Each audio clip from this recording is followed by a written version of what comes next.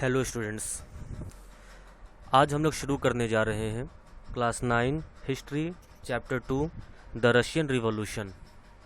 Europe में समाजवाद एवं रूसी क्रांति। तो चलिए शुरू करते हैं। पिछले चैप्टर में हम लोगों ने फ्रेंच रिवॉल्यूशन के बारे में पढ़ा। अगर किन्हीं का यह चैप्टर छूट गया हो तो वीडियो में लिंक पर क्लिक करके उसे दोबारा पढ़ सकते हैं और समझ सकते हैं, और अगर कोई प्रॉब्लम हो तो कमेंट करके पूछ भी सकते हैं। तो पिछले चैप्टर में हम लोगों ने फ्रांसीसी क्रांति यानी फ्रेंच रिवॉल्यूशन के बाद यूरोप में फैलते जा रहे स्वतंत्रता और समानता के शक्तिशाली विचारों के बारे में पढ़ा। फ्रांसीसी क्रांति में सामाजिक संरचना के क्षेत्र में आमूल परिवर्तन की संभावनाओं का सूत्रपात कर दिया था। जैसा कि हम लोग पढ़ चुके हैं कि 18वीं सेंचुरी से पहले फ्रांस का समाज मोटे तौर पर स्टेट्स और श्रेणियों में बटा हुआ था। समाज की आर्थिक और सामाजिक सत्ता पर कुलीन वर्ग और चर्च का नियंत्रण था, लेकिन क्रांति के बाद इस संरचना को बदलना संभव दिखाई देने लगा था। यूरोप और एशिया सहित दुनिया के बहुत सारे हिस्सों में व्यक्तिगत अधिकारों के स्वरूप और सामाजिक सत्ता पर किसका नियंत्रण हो, इस पर चर्चा छिड़ गई। भारत में भी राजा राम मोहन रॉय और डेरोजियो ने फ्रांसीसी क्रांति के महत्व का उल्लेख किया, और भी बहुत सारे लोग क्रांति के बाद यूरोप की स्थितियों के बारे में चल रही बहस में कूद पड़े। आगे चलकर उपनिवेशों में घटी घटनाओं ने भी इन विचारों को एक नया रूप प्रदान करने में योगदान दिया।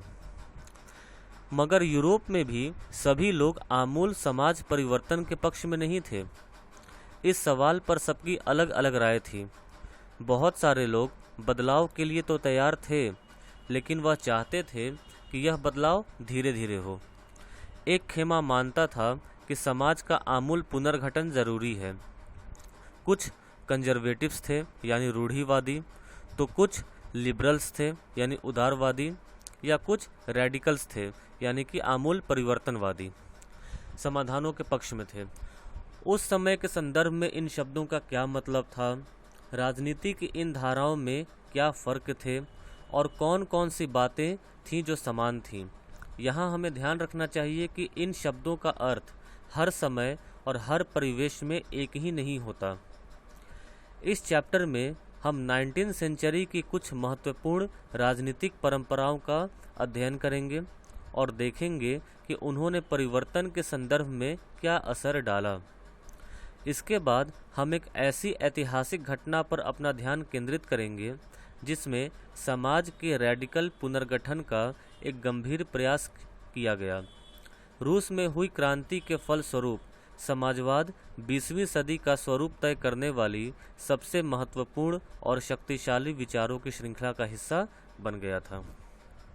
तो यहाँ पर हमने ओवरव्यू देखा कि इस चैप्टर में हम लोग क्या कवर करने वाले हैं, और कुछ टॉपिक्स के बारे में हमने देखा क्या हम लोग पढ़ने वाले हैं। तो जैसा कि हम लोग यहाँ देखते हैं, जो हम लोग का पहला टॉपिक है the age of social change यानी सामाजिक परिवर्तन का युग। इसमें हम लोगों ने देखा कि the French revolution opened up the possibility of creating a dramatic change in the way in which society was structured.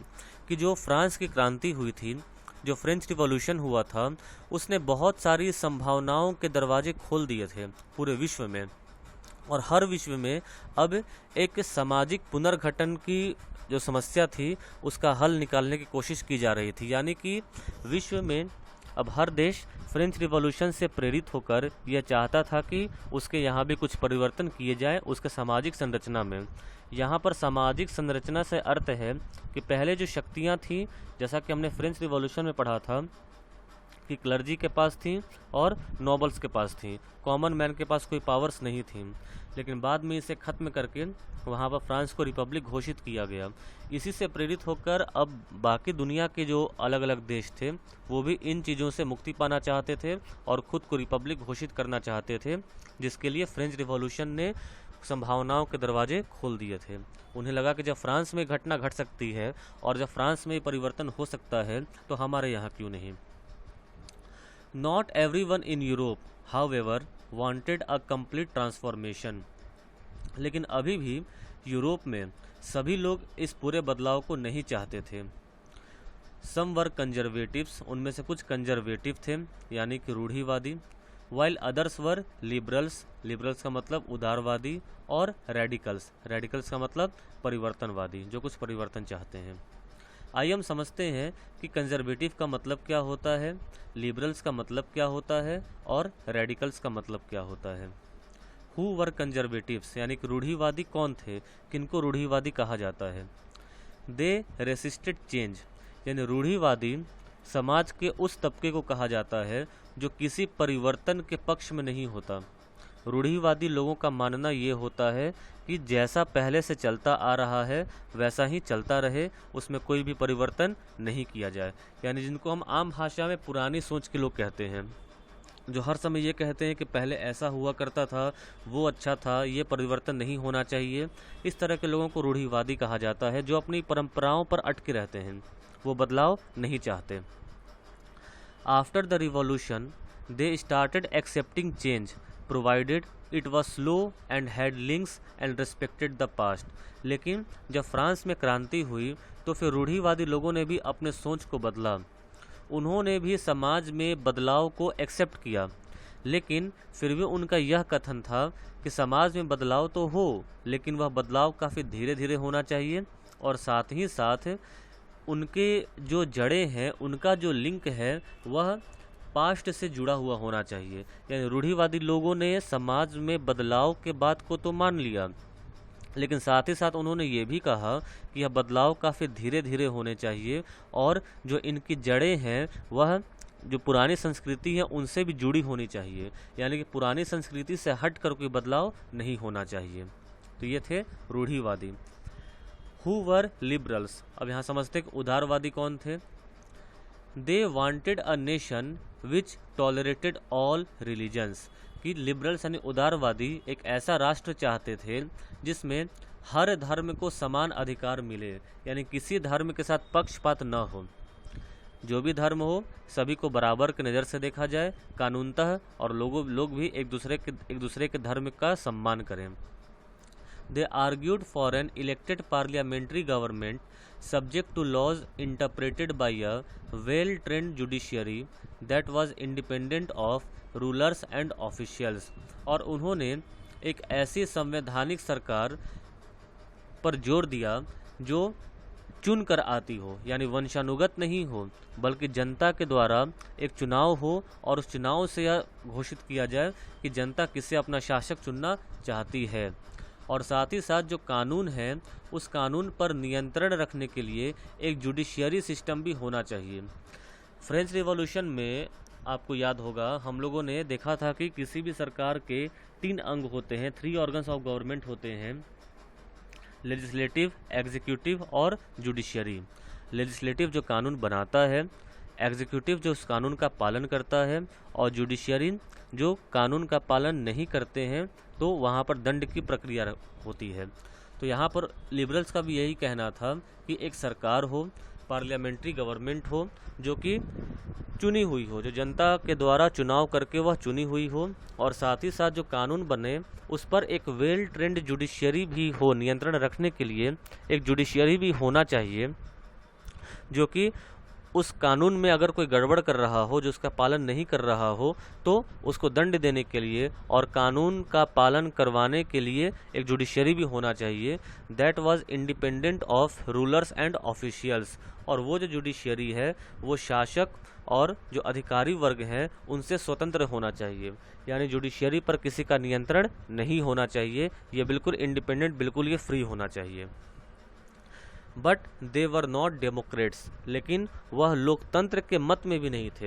यानी वो ये तो चाहते थे कि चुनी हुई सरकार हो, एक जुडिशियरी हो, लेकिन वह लोकतंत्र के भी मत में नहीं थे। यानी कि वो लोकतांत्रिक सरकार भी नहीं चाहते थे, बस इतना चाहते थे कि सरकार चुन कर आए और बाकी डेमोक्रेसी के जो भी नियम हैं, जो भी रूल्स हैं, उनको वो फॉलो नहीं करना चाहते थे। तीसरा हम लोग आते हैं हु वर रेडिकल्स, यानी परिवर्तनवादी कौन थे, रेडिकल्स कौन थे। They wanted a nation in which government was based on the majority of a country's population radicals एक ऐसा राष्ट्र चाहते थे जिसमें जो सरकार है वह कंट्री के मेजॉरिटी ऑफ पॉपुलेशन पर आधारित हो, यानी कि जिस तबके का मेजॉरिटी हो किसी देश में, जिस तबके का मेजॉरिटी हो उसी की सरकार बने। इस तरह का राष्ट्र जो रेडिकल्स है वो चाहते थे। They disliked concentration of property in hands of a few, not the existence of private property. यानी रेडिकल्स प्राइवेट प्रॉपर्टी के खिलाफ नहीं थे, यानी वो चाहते थे कि लोगों के पास अपनी व्यक्तिगत संपत्ति हो, लेकिन वो ये नहीं चाहते थे, वो इस बात से इनकार करते थे कि जो प्रॉपर्टी है वो बस कुछ ही लोगों के हाथों में हो। पहले क्या होता था कि जो संपत्तियां हैं वो व्यक्तिगत तौर पर घोषित नहीं की जाती थीं। जो अमीर वर्ग के लोग होते थे, जो कुलीन वर्ग के लोग होते थे, संपत्ति रखने का अधिकार बस उन्हें ही दिया जाता था, और बाकी लोगों को भले ही वो पैसे वाले क्यों ना हो उन्हें संपत्ति रखने का अधिकार नहीं दिया जाता था। लेकिन जो रेडिकल्स हैं वो इसके खिलाफ थे। उनका कहना था कि संपत्ति रखने का अधिकार सभी लोगों को दिया जाए, समाज के हर तबके को दिया जाए। तो यहाँ पर हम लोगों ने देखा कंजर्वेटिव के बारे में, लिबरल्स के बारे में और रेडिकल्स के बारे में। आइए एक बार इसको फिर से हम समझते हैं। समाज परिवर्तन के समर्थकों में एक समूह उदारवादियों का था। उदारवादी मतलब लिबरल्स। उदारवादी ऐसा राष्ट्र चाहते थे जिसमें सभी धर्मों को बराबर का सम्मान और जगह मिले।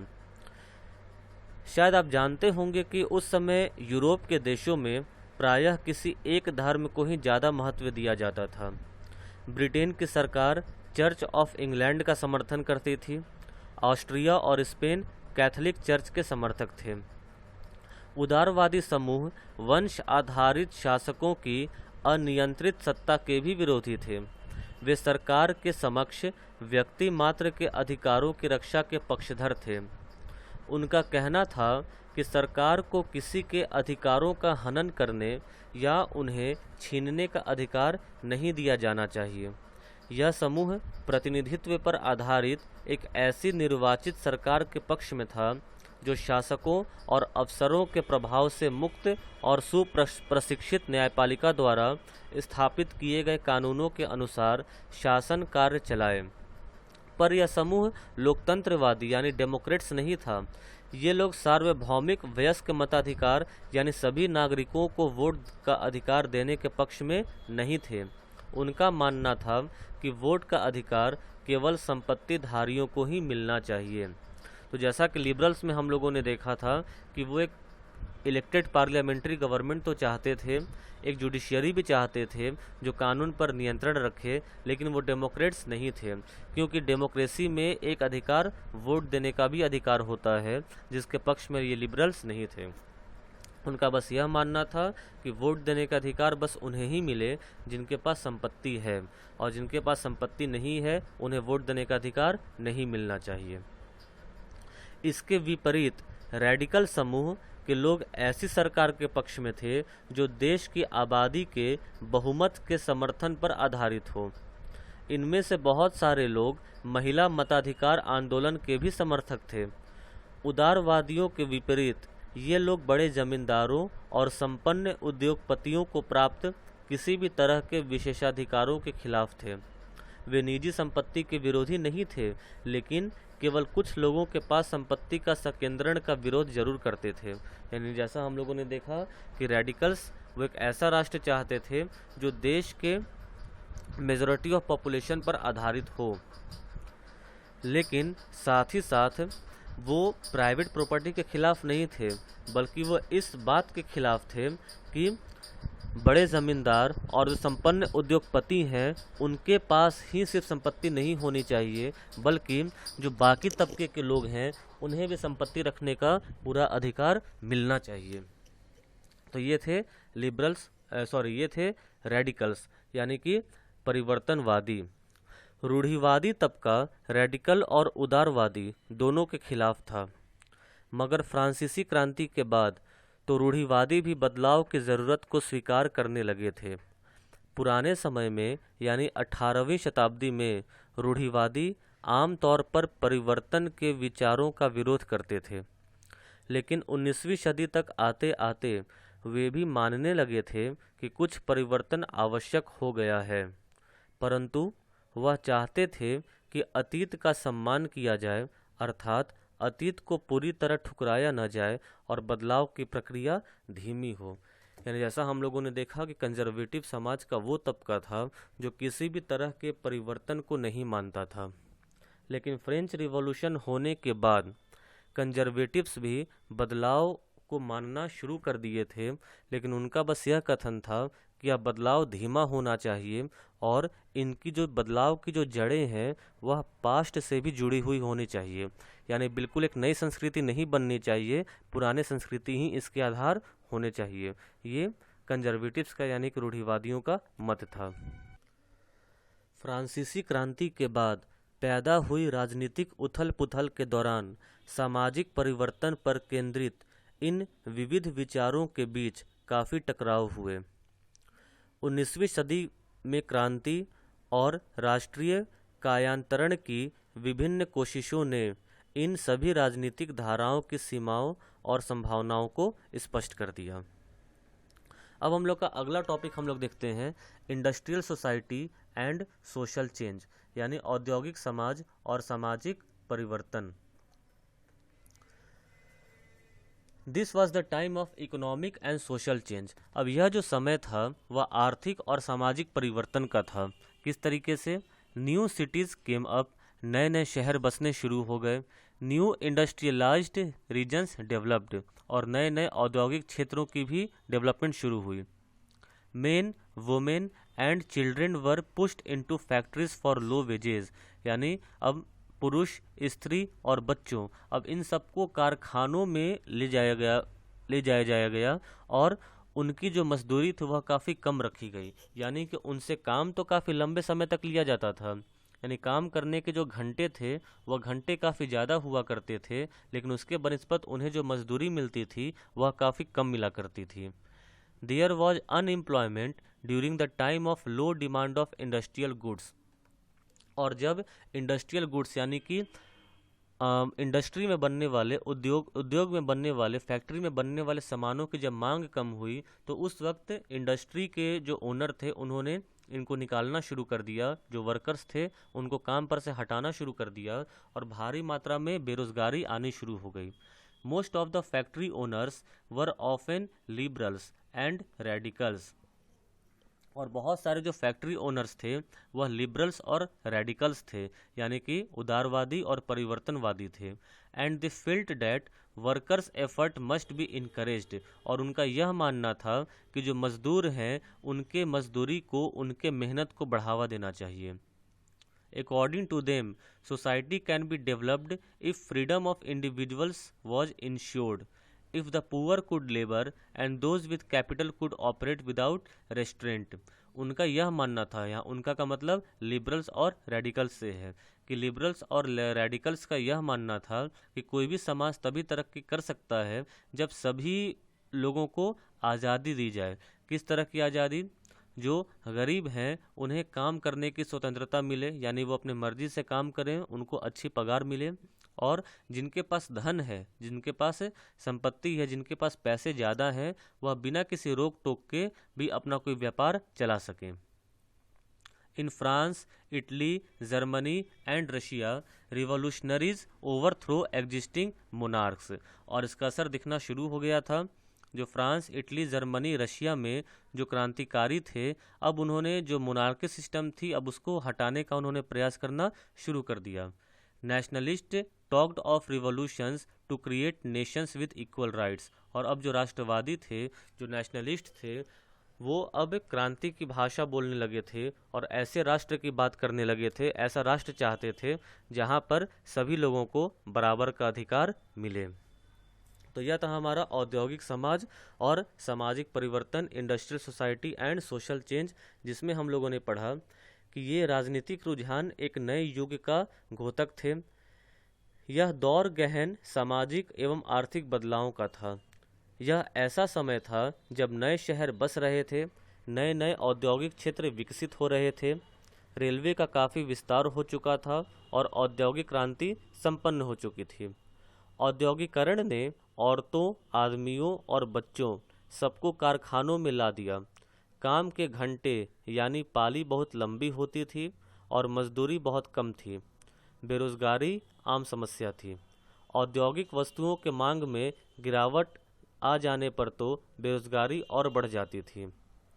शहर तेजी से बसते और फैलते जा रहे थे, इसलिए आवास और साफ सफाई का काम भी मुश्किल होता जा रहा था।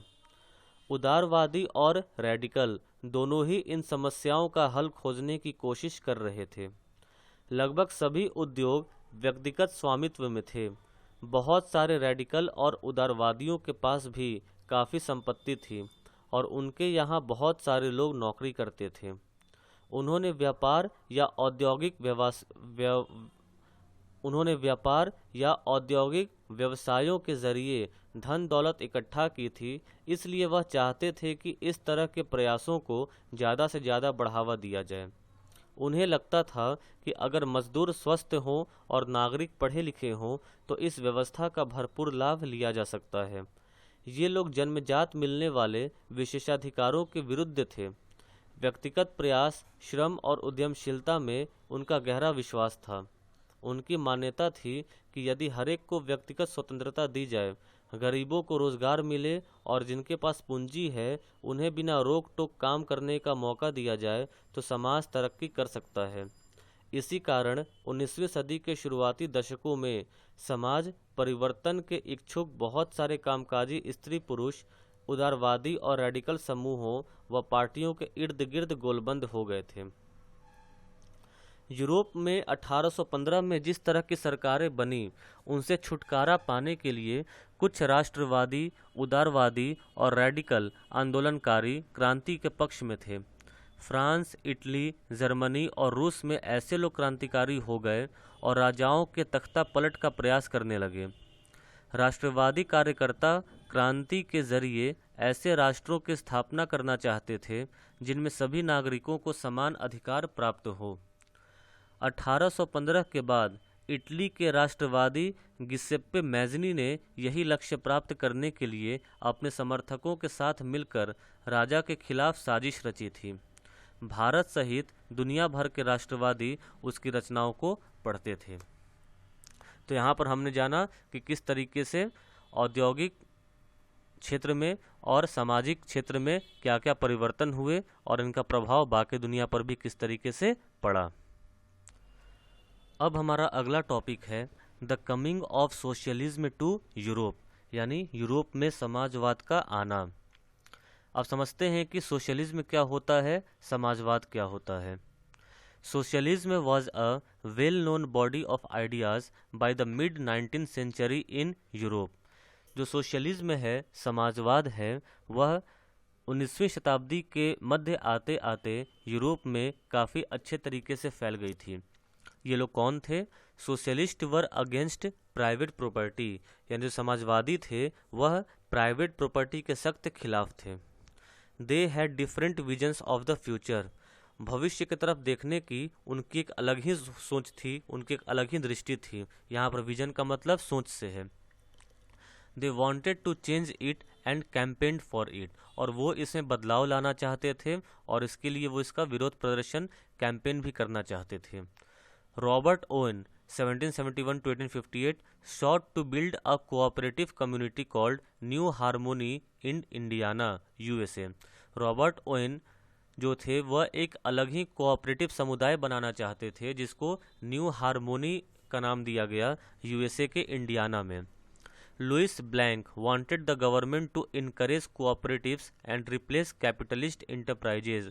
जो लुइस ब्लैंक थे वह एक ऐसी सरकार चाहते थे जो कि इन कोऑपरेटिव को समर्थन दे और वो सभी लोग जो पूंजीपति हैं, यानी जिनके पास अपनी खुद की संपत्ति है, जिनके पास ज़्यादा पैसा है, उस तरह के इंटरप्राइजेस को वो ख़त्म करना चाहते थे।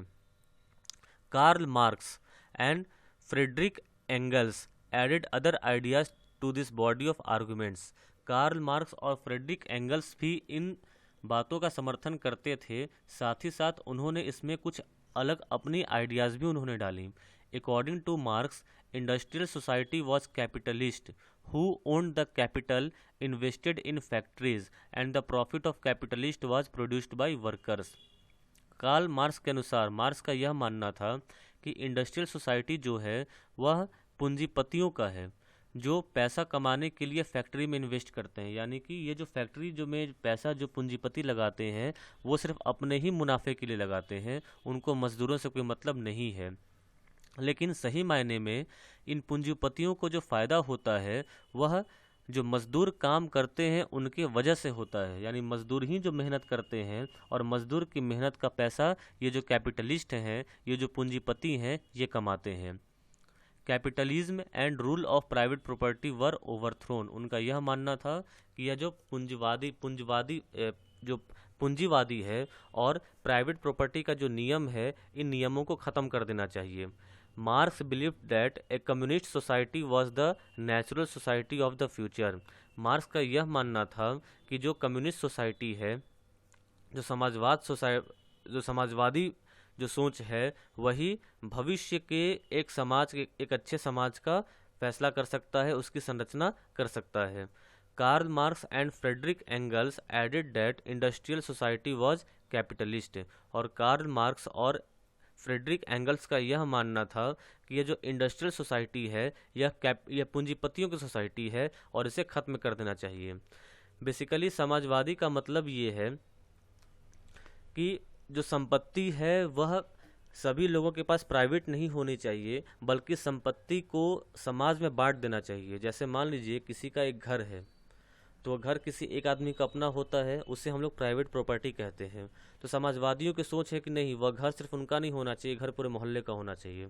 इस तरह के समाजवादियों की ये सोच होती है। तो इसमें हम लोगों ने देखा कि समाज के पुनर्गठन की संभवतः सबसे दूरगामी दृष्टि प्रदान करने वाली विचारधारा समाजवाद ही थी। 19वीं सदी के मध्य तक यूरोप में समाजवाद एक जाना पहचाना विचार था। उसकी तरफ बहुत सारे लोगों का ध्यान आकर्षित हो रहा था। समाजवादी निजी संपत्ति के विरोधी थे, यानी वे संपत्ति पर निजी स्वामित्व को सही नहीं मानते थे। उनका कहना था कि संपत्ति के निजी स्वामित्व की व्यवस्था ही सारी समस्याओं की जड़ है। वे ऐसा क्यों मानते थे? क्योंकि उनका तर्क था कि बहुत सारे लोगों के पास संपत्ति तो है जिससे दूसरों को रोजगार भी मिलता है, लेकिन समस्या यह है कि संपत्तिधारी व्यक्ति को सिर्फ अपने फायदे से ही मतलब रहता है। वह उनके बारे में नहीं सोचता जो उनकी संपत्ति को उत्पादनशील बनाते हैं। इसलिए अगर संपत्ति पर किसी एक व्यक्ति के बजाय पूरे समाज का नियंत्रण हो तो साझा सामाजिक हितों पर ज़्यादा अच्छी तरह ध्यान दिया जा सकता है। समाजवादी इसी तरह का बदलाव चाहते थे और इसके लिए उन्होंने बड़े पैमाने पर अभियान चलाया। कोई समाज संपत्ति के बिना कैसे चल सकता है, या समाजवादी समाज का आधार क्या होगा? आइए इसके बारे में समझते हैं। समाजवादियों के पास भविष्य की एक बिल्कुल भिन्न दृष्टि थी। कुछ समाजवादियों को कोऑपरेटिव यानी सामूहिक उद्यम के विचार में दिलचस्पी थी। इंग्लैंड के जाने माने उद्योगपति रॉबर्ट ओवेन ने इंडियाना में नया समन्वय यानी न्यू हार्मोनी के नाम से एक नए तरह के समुदाय की रचना का प्रयास किया। कुछ समाजवादी मानते थे कि केवल व्यक्तिगत पहलकदमी से बहुत बड़े सामूहिक खेत नहीं बनाए जा सकते। वह चाहते थे कि सरकार अपनी तरफ से सामूहिक खेती को बढ़ावा दे।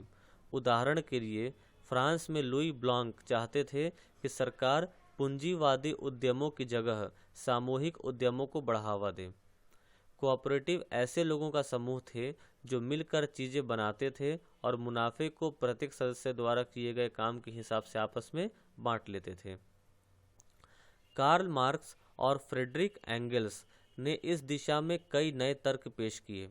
मार्क्स का विचार था कि औद्योगिक समाज पूंजीवादी समाज है।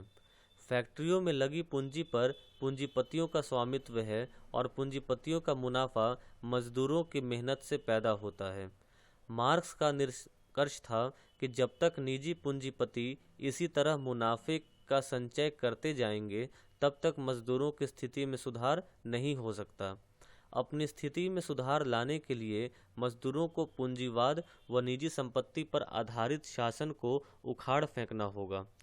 मार्क्स का विश्वास था कि खुद को पूंजीवादी शोषण से मुक्त कराने के लिए मजदूरों को एक अत्यंत भिन्न किस्म का समाज बनाना होगा, जिसमें सारी संपत्ति पर पूरे समाज का यानी सामाजिक नियंत्रण और स्वामित्व होगा। उन्होंने भविष्य के इस समाज को साम्यवादी यानी कम्युनिस्ट समाज का नाम दिया। मार्क्स को विश्वास था कि पूंजीपतियों के साथ होने वाले संघर्ष में जीत अंततः मजदूरों की ही होगी। उनकी राय में कम्युनिस्ट समाज ही भविष्य का समाज होगा। तो यह राय हमने देखी, हमने सोशलिज्म के बारे में पढ़ा कि समाजवादी कौन थे और ये क्या चाहते थे। अब हमारा अगला टॉपिक है सपोर्ट फॉर सोशलिज्म यानी समाजवाद के लिए समर्थन। तो चलिए शुरू करते हैं। तो सपोर्ट फॉर सोशलिज्म समाजवाद के लिए समर्थन। By the 1870s socialist ideas spread through Europe and they formed an international body namely Second International। 1870 आते आते जो समाजवादी विचार था यह पूरे यूरोप में फैल चुका था और उन्होंने एक अंतर्राष्ट्रीय संगठन बनाया था जिसका नाम था सेकंड इंटरनेशनल। यानी जो समाजवादी सोच के लोग थे उन्होंने एक अंतर्राष्ट्रीय बॉडी बनाया था, अंतर्राष्ट्रीय संगठन बनाया था जिसका नाम था second international. Workers in England and Germany began forming associations to fight for better living and working condition। England और जर्मनी के जो मजदूर थे उन्होंने अब अपना खुद का समूह बनाना शुरू किया, खुद का संगठन बनाना शुरू किया ताकि वे अपने जीवन स्तर और अपने कार्य जो स्तर है दोनों में सुधार के लिए एक लड़ाई लड़ सकें, उनका विरोध कर सकें। The Labour Party and Socialist Party were formed by socialist and trade unionist by 1905। और 1905 आते आते दो तरह की पार्टियां बन गई थीं, लेबर पार्टी और सोशलिस्ट पार्टी। आइए इसके बारे में हम एक ब्रीफ ओवरव्यू लेते हैं कि 1870 का दशक आते आते समाजवादी विचार पूरे यूरोप में फैल चुके थे। अपने प्रयासों में समन्वय लाने के लिए समाजवादियों ने सेकंड इंटरनेशनल के नाम से एक अंतर्राष्ट्रीय संस्था भी बना ली थी। इंग्लैंड और जर्मनी के मजदूरों ने अपनी जीवन और कार्य स्थितियों में सुधार लाने के लिए संगठन बनाना शुरू कर दिया था। संकट के समय में अपने सदस्यों को मदद पहुंचाने के लिए इन संगठनों ने कोष स्थापित किए और काम के घंटों में कमी तथा मताधिकार के लिए आवाज़ उठाना शुरू कर दिया। कोष का मतलब फाइनेंशियल हेल्प के लिए कि कुछ डिपॉजिट वो लोग जमा करते थे अपने अपने क्षमता के अनुसार, ताकि अगर कभी किसी अन्य सोशलिस्ट पर या खुद पर संकट आए तो वहीं से फाइनेंशियल हेल्प उनको मिल सके। जर्मनी में सोशल डेमोक्रेटिक पार्टी के साथ इन संगठनों के काफ़ी गहरे रिश्ते थे और संसदीय चुनावों में वे पार्टी की मदद भी किया करते थे। 1905 तक ब्रिटेन के समाजवादियों और ट्रेड यूनियन आंदोलनकारियों ने लेबर पार्टी के नाम से अपनी एक अलग पार्टी भी बना ली थी। फ्रांस में भी सोशलिस्ट पार्टी के नाम से ऐसी ही एक पार्टी का गठन किया गया, लेकिन 1914 तक यूरोप में समाजवादी कहीं भी सरकार बनाने में कामयाब नहीं हो पाए। संसदीय राजनीति में उनके प्रतिनिधि बड़ी संख्या में जीतते रहे। उन्होंने कानून बनवाने में भी अहम भूमिका निभाई, मगर सरकारों में रूढ़िवादियों, उदारवादियों और रेडिकलों का ही दबदबा बना रहा। तो इस तरह से हम देखते हैं कि किस तरह से सोशलिज्म के सपोर्ट में संगठन बने, लेबर पार्टी भी बनाई गई, सोशलिस्ट पार्टी भी बनाई गई, ताकि वे अपने जीवन स्तर में और कार्य स्थितियों में सुधार कर सकें। लेकिन हम साथ साथ ये भी देखते हैं कि इतना करने के बावजूद भी यूरोप में कहीं से भी समाजवादी अपनी खुद की सरकार बनाने में सफल नहीं हो पाए, बल्कि उन्होंने जो भी सरकारी जो भी काम होता था उस काम में वो काम में मदद करते थे, लेकिन वो कहीं से भी सरकार बनाने में सफल नहीं हो पाए। हालांकि जो भी सरकार में कानून बनाने की काम होती थी उसमें वो काफ़ी अहम भूमिका निभाते थे, लेकिन फिर भी सरकार में रूढ़िवादियों, उदारवादियों और रेडिकलों का ही दबदबा बना हुआ था। समाजवादी कहीं से भी सरकार बनाने में सफल नहीं हो पाए थे। तो अब तक हम लोगों ने इस चैप्टर में ये देखा कि किस तरह से यूरोप में एक सोशल चेंज का युग शुरू हुआ, हमने कंजर्वेटिव्स के बारे में पढ़ा, लिबरल्स के बारे में पढ़ा और रेडिकल्स के बारे में पढ़ा। साथ साथ हमने ये भी देखा कि किस तरह से इंडस्ट्रियल सोसाइटी में और सोशल चेंज क्या क्या हुए उस समय यूरोप में, किस तरह से यूरोप में समाजवाद आया, समाजवाद क्या था, उसमें लोगों की राय क्या थी, किस तरह से कार्ल मार्क्स की जो आर्गुमेंट्स थे, उनकी जो सोच थी, उन्होंने समाजवादी जो समाज था जिसको उन्होंने कम्युनिस्ट सोसाइटी का नाम दिया था, उनके क्या क्या आइडियाज़ थे और कैसे वो प्रभावित किए, और सोशलिज्म का क्या क्या सपोर्ट रहा और उसकी वजह से कौन कौन से संगठन बने ताकि मजदूरों के हालात में सुधार किया जा सके। अब अगला टॉपिक है द रशियन रिवॉल्यूशन, जिसे हम अगले वीडियो में कवर करेंगे। क्योंकि ये टॉपिक काफ़ी बड़ा है इसलिए इस वीडियो में इसे हम लोग कवर नहीं करेंगे, ये वीडियो थोड़ी हम लोग छोटी रखेंगे। तो इस अब तक के पढ़ाए गए टॉपिक में अगर कोई भी प्रॉब्लम हो तो कमेंट सेक्शन में कमेंट करके आप उस क्वेश्चन को पूछ सकते हैं। Thank you.